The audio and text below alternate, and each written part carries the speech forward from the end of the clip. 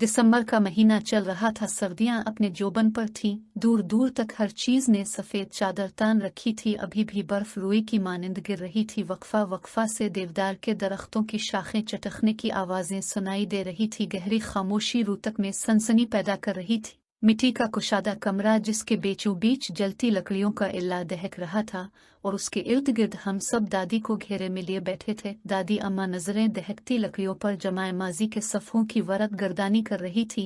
कुछ देर बाद गला खनकरती हुई गोया हुई, ये इस वक्त का वाकया है जब पानी की किल्लत के बाइस में और सनोबर आपा सहरी के वक्त पानी भरने जाते थे। सनोबर आपा मुझसे उम्र में काफ़ी बड़ी थी।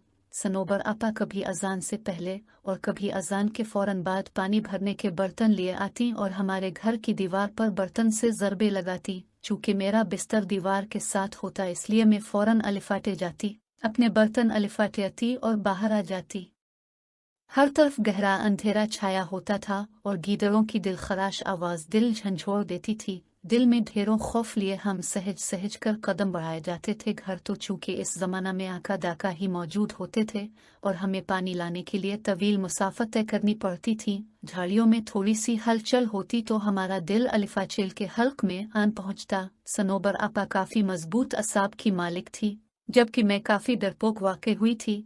पानी लाना मेरी मजबूरी थी क्योंकि घर में एक बूढ़ी सास थी और 3 बच्चे, मेरी एक बेटी और 2 बेटे। शौहर तो रोजी रोटी कमाने के सिलसिले में बाहर निकलते तो महीनों बाद ही वापस लौटते थे। आगे आगे सनोबर आपा होती थी जबकि पीछे में होती थी और कभी कभार तो मुझे वाज़े महसूस होता था कि मेरे पीछे कोई और भी चलता आ रहा है। अपने पीछे अलिफाटे जाने वाले कदमों की आवाज़ में बखूबी सुनती थी, लेकिन मुझे सनोबर आपा हमेशा नसीहत करती थी कि कभी किसी चीज़ के पीछे ना जाना। चाहे तुम कुछ भी देख लो और कभी पीछे मुड़कर नहीं देखना, चाहे तुम्हें कुछ भी सुनाई दे रहा हो। मैंने उनकी बात को दिल पर नक्श कर दिया। मैं अपने पीछे कदमों की चाप सुनकर जोर से आंखें बंद कर लेती और दिल में आयत अल कुर्सी का विर्द शुरू कर देती। लेकिन जब तवील सफ़र तय करने के बाद बैठने को जी चाहता तो यूँ महसूस होता जैसे बिल्कुल साथ कोई बैठा है। गर्दन घुमाकर आदेर अलिफादेर देखने पर सिवाय अंधेरे के कुछ दिखाई ना देता। हमारा रोज का आना जाना था। आकर रोज मुझे आवाज आई कि दीवार पर ज़रबे मारी जा रही हैं। मैं अलिफाटे अपने बर्तन अलिफाटे, लेकिन गहरा अंधेरा देखकर ठिठक गई। मुझे यूँ महसूस हो रहा था जैसे आधी रात का वक्त हो। मैं बाहर गई तो देखा सनोबर आपा का दौर दूर तक कोई नामो निशान नहीं था। मैंने ये समझकर कदम रास्ते पर डाल दिए कि वो ज्यादा दूर नहीं होंगी और मैं उन तक पहुंच जाऊंगी। गीदड़ों की आवाजें पिल भर को मेरे कदम साकित कर देती थी। मैंने भागना शुरू कर दिया लेकिन मैं उन तक नहीं पहुंच सकी।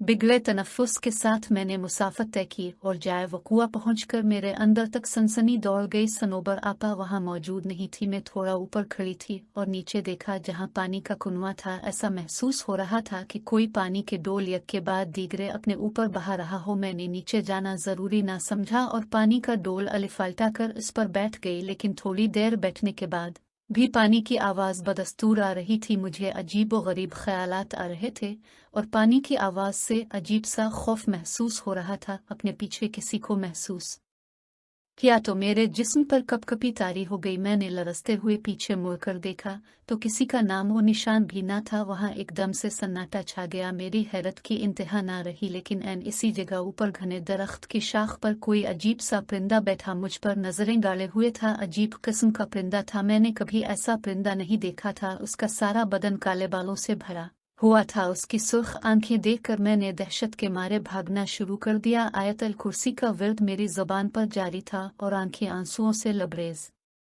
मैंने 1 मिनट के लिए भी रास्ता में राकना मुनासिब नहीं समझा और अपने घर के पास पहुंचकर दरवाजे की तरफ हाथ बढ़ाया ही था कि इसी वक्त सनोबर आपा अपने घर का दरवाज़ा खोलकर बाहर निकल आए। उनके पास डोल भी थे और मैं दरवाज़ा का पिट खोलना चाह रही थी, लेकिन अपना तवाज़ुन बरकरार न रख सकी और बेहोश हो गई। आँख खुली तो देखा इर्द गिर्द सब जमा थे। सनोबर आपा के घर के सब अफराद भी बैठे थे। मैंने पानी के लिए आवाज़ दी तो सब लपक आए। थोड़ी तबीयत बहाल होने पर मालूम हुआ कि आज चौथा रोज़ था और मैं मुसलसल बेहोशी की हालत में थी। मैंने इस रोज का वाकया सबके गोश गुजार किया तो सनोबर आपा माथा पेट के रह गई और बोले, जैसा तुम कह रही हो ये दुरुस्त है, तो हम इसको मौजिज़ा ही समझी कि तुम जिंदा सलामत लूट आई हो। मैंने रब का शुक्र अदा का। आज भी बदन पर सनसनी तारी हो जाती है जब कभी इस पानी की आवाज़ और इस अजीब और गरीब परिंदे का बालों भरा जिस्म आंखों के सामने आ जाए।